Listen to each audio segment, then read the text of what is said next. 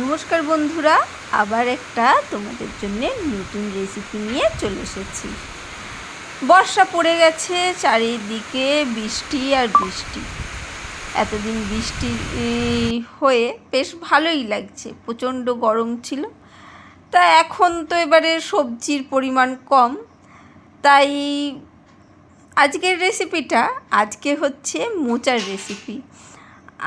মোচাটা সারা বছর পাওয়া যায়, এটা তো ঠিকই, তাই বর্ষাকালেও পাওয়া যায়। বর্ষাকালে মোচা এই সবগুলো কিন্তু খুব আয় দেয় বা পুষ্টিকর তো মোচা অবশ্যই। সেই রেসিপি চলো কি করেছি। মোচা কেটে একদম কুচি কুচি করে কেটে নিয়েছি, আর সেই সব দেখাইনি, তাহলে আরও বেশি বড় হয়ে যেত। এটাকেই আমি সেদ্ধ করে নেব। একটু অন্য রকম রেসিপি, একসাথে কিন্তু এই রেসিপিটা করলে দিনে, রাতে, সন্ধেবেলায় দু টাইমেই 3 টাইমেই কিন্তু তোমরা খেয়ে নিতে পারো। খুব সহজ একদম।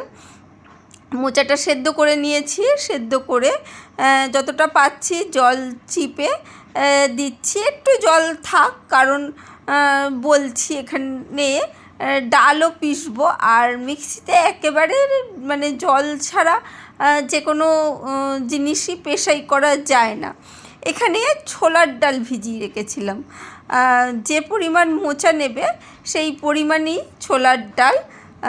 ছোলার ডাল আমি কিন্তু নিয়ে নিচ্ছি। ছোলার ডাল তো মোটামুটি তোমরা 6 ঘন্টাও ভেজাতে পারো, 4 ঘন্টা, 4 থেকে 5 ঘন্টা ভিজিয়ে রাখলেও কিন্তু ভিজে যায়। সারা রাত্রির ভিজিয়ে রাখতে হবে, সেই রকমও কোনো ব্যাপার নেই। আর এই রেসিপিটা কিন্তু করলে, ওই যে বললাম, 3 বেলায় কিন্তু তোমরা খেয়ে নিতে পারবে। একটা রেসিপি 3 বেলায় তোমরা নানাভাবে কিন্তু ব্যবহার করতে পারবে। একটা রেসিপি না, দুটোই রেসিপি এখানে। সেটা 3 বেলা কী করে করবে সেটা তো বলেই দেবো। দেখো, ছোলার ডালগুলো নিয়ে নিয়েছি, ওর সাথে পেস্ট করে নিলাম একসাথে, মোচার সাথে। সেদ্ধ মোচা যেটা ছিল সেই মোচার সাথে একদম পেস্ট করে নিয়েছি। এবারে একটা বাটিতে তুলে রাখছি। ভালো করে মিক্সি থেকে বাটিতে তুলে নিচ্ছি। আর যাদের বাড়িতে মোচা সবাই খায় তাদের তো কোনো অসুবিধে নেই। আর আজকালকার অনেক বাচ্চাই খেতে ভালোই বাসে, অনেকেই কিন্তু সেইভাবে এই সব জিনিসগুলো খায় না। অবশ্যই এইভাবে ট্রাই করার চেষ্টা করবে, যাতে বাচ্চারা না বুঝতে পায়, আর এতটাই টেস্টি হবে যে বাচ্চারা খেয়ে নেবে। দেখতে পেলে বেশ একটা বড় বাটির পেঁয়াজ কুচি এর মধ্যে দিয়ে দিলাম, লঙ্কা কুচি দিয়েছি, আর এখানে দিলাম রসুন কুচি, একদম কুচি কুচি করে কাটা সেই রসুন, সেটাকেও দিয়ে দিয়েছি। পেঁয়াজের পরিমাণটা দেখতেই পেলে বেশ অনেকটাই দেবে, 2টো পেঁয়াজ দিলে খুব ভালো হয়। ভালো করে এর মধ্যে দিয়ে দিয়েছি, আর এখানে আন্দাজ করে অবশ্যই একটু লবণটা দিতে হবে, সেটা পরিমাণ বুঝে অবশ্যই। আর সামান্য একটু চিনি দিলাম, খুব সামান্য একটু চিনি দিলাম ব্যালেন্সের জন্যে, ভালো লাগবে। যদি না দিতে চাও তাহলে না দিতেই পারো, কিন্তু একটু ব্যালেন্সের জন্য চিনি দিলে ভালো লাগবে। একটু হলুদ গুঁড়ো দিয়ে দিলাম, না হলে মোচার কালারটা অবশ্যই যেন একটু কালো কালো টাইপের আসবে, সেই জন্যে এখানে হলুদ গুঁড়োটা সেই জন্যে অবশ্যই একটু ব্যবহার করবে। আর রান্নায় তো হলুদ ব্যবহার করা ভালোই। আগেকার দিনে মানুষ হলুদ ছাড়া রান্না সহজে করতো না। আর এখানে দিয়ে দিলাম একদম ছোট্ট চামচে 1 চামচ জোয়ান, খাওয়ার যে জোয়ান পাওয়া যায় সেই জোয়ান, এমনিও জোয়ান দিতে পারো, যেইটা ইচ্ছা সেইটাই দিতে পারো, কোনো অসুবিধে নেই। এরপরে সুন্দরভাবে হাতের সাহায্যে পুরোটাকে কিন্তু আমরা মেখে নেব। সুন্দরভাবে পেঁয়াজ, লঙ্কা, লবণ, চিনি, হলুদ গুঁড়ো এগুলো দিয়েছি খুব ভালো করে ওপর থেকে নিচ পর্যন্ত ভালো করে কিন্তু মেখে নিতে হবে সুন্দরভাবে। এখানে সাদা তেল গরম হতে দিয়েছি, সাদা তেলটা গরম হয়ে গেছে। তার মধ্যে মোচাটাকে আমরা সুন্দরভাবে আকার অনুযায়ী নিজের মতন গোল গোল বল বল করেও দিতে পারো, চ্যাপটা চ্যাপটা বড়ার মতনও করতে পারো, আবার ওই চপের মতন রোল রোল করে রাউন্ড করেও দিতে পারো। যার যেরকম ইচ্ছা সে সেইভাবে কিন্তু দিতে পারো। সুন্দরভাবে দিলে কিন্তু সুন্দরভাবে কিন্তু হয়ে যাবে। এটা এমনিতেও বড়া খেতে দারুণ লাগবে, ডালের পাতে হোক, মানে দুপুরবেলায় ডালের সাথে ভাতের পাতে হোক, আর সন্ধেবেলায় স্ন্যাক্সের হিসাবে হোক, দুভাবেই কিন্তু মোচার বড়াগুলো কিন্তু খেতে ভালো লাগবে। আর ডাল দেয়া হয়েছে যেহেতু, ছোলার ডাল দেয়া রয়েছে, এটার কিন্তু আলাদাই একটা স্বাদ আসবে। আর পেঁয়াজ কুচি, রসুন কুচি দেয়া হয়েছে, তার তো একটা দারুণ একটা টেস্ট কিন্তু অবশ্যই আসবে, সেটা তো বুঝতেই পেরেছো। তাই একবার অবশ্যই এই মোচার বড়া এইভাবে করে দেখতে পারো। আর ভালো লাগলে লাইক, কমেন্ট, শেয়ার করতে ভুলো না। এখনও আছে মোচার বড়া, করেই আমি ছাড়বো না।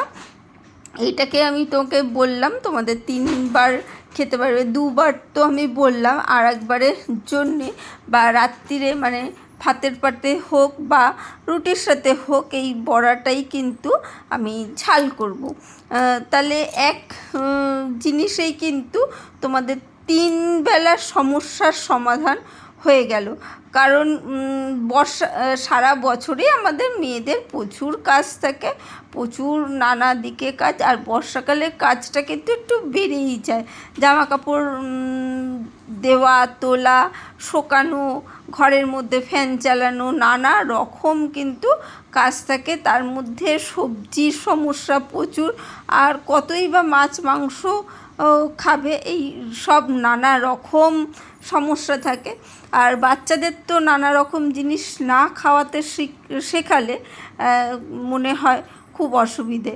সেই জন্যে কিন্তু এইভাবে অবশ্যই ট্রাই করবে। আর ট্রাই করে ভালো লাগলে অবশ্যই আমার চ্যানেলটাকে যারা সাবস্ক্রাইব করেনি তারা অবশ্যই করো। আর যেসব বন্ধুরা তো আমার বন্ধু আছো, আমাকে ভালোবাসো, তারা তো জানি লাইক কমেন্ট করতে ভুলবে না। অবশ্যই একটা ভালো মিষ্টি একটা কমেন্ট করো, কেমন লাগলো আজকের রেসিপিটা। আমি জানি তোমাদের ভালোই লাগে, আর হয়তো অনেকে করো, অনেকে হয়তো করো না। এই দেখো অনেকগুলো বড়া কিন্তু ভাজা হয়ে গেছে, দেখতেই পেয়েছো। আর কিছুটা তেল রয়েছে, এই তেলটার মধ্যেই যদি কম মানে তেল বেশি না থাকে তাহলে দিয়ে নেবে।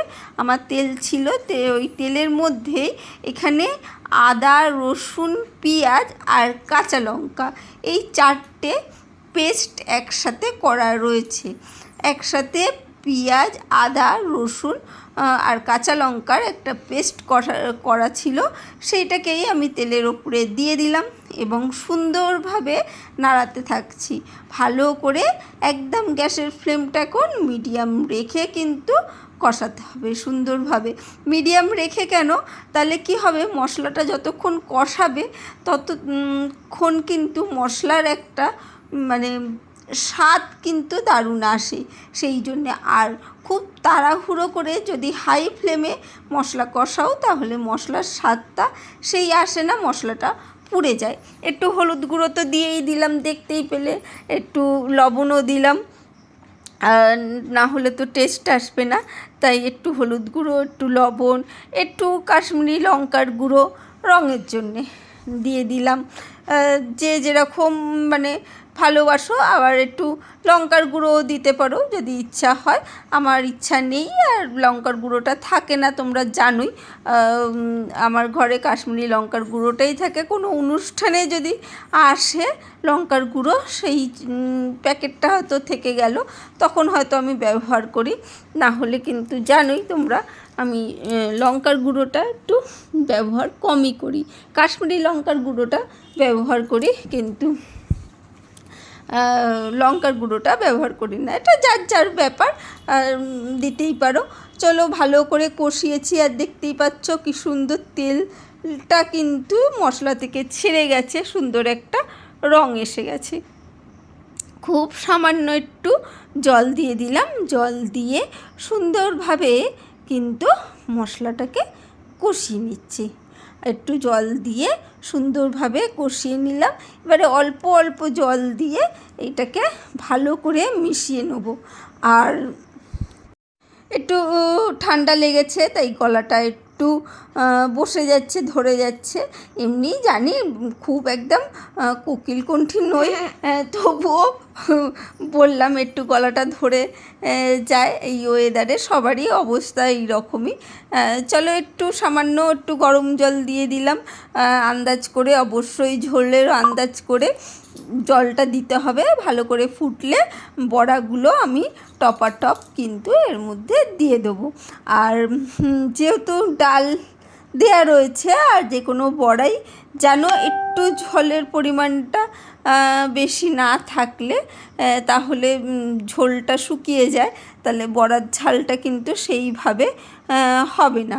সেই জন্যে সেই পরিমাণ কিন্তু জলটা দিতে হবে। এই বড়াগুলো আমি সব না, অর্ধেকটা আমি এর মধ্যে ঝাল করছি, মোচার বড়ার ঝালটা করছি, আর কিছুটা কিন্তু ভাজা রেখে দেবো ডাল দিয়ে খাওয়ার জন্যে, আর কিছুটা সন্ধেবেলার জন্য রেখে দেবো। সন্ধেবেলায় একটু আবার চাটু গরম করে যদি বড়াগুলোকে একটু গরম করে নেওয়া যায় তাহলে কিন্তু বড়াগুলো আবারও সুস্বাদু হয়ে উঠবে। আর এই বর্ষার ঠান্ডা ঠান্ডা সন্ধেবেলায় গরম গরম চা বা কফির সাথে বড়া কিন্তু দারুণ লাগবে। আর রাত্রিরের রুটির সাথেও কিন্তু এই বড়ার ঝালটা দারুণ জমে যাবে। সকালে ভাতের সাথেও তো চলবেই অবশ্যই, তাহলে এতেই কিন্তু তোমাদের 3 বেলার রান্নার সমস্যার সমাধান করে দিলাম। আর ওপর থেকে একটু গরম মশলার গুঁড়ো দিয়ে দিয়েছি। আর কেমন লাগলো দেখো, বড়াগুলো সাইডে সাজিয়ে রেখেছি আর বড়ার ঝালটা মাঝখানে দিয়েছি। কেমন লাগলো অবশ্যই কমেন্ট করে জানিও। আজকের জন্য টাটা, বাই বাই, আবার দেখা হবে অন্য কোনো দিন।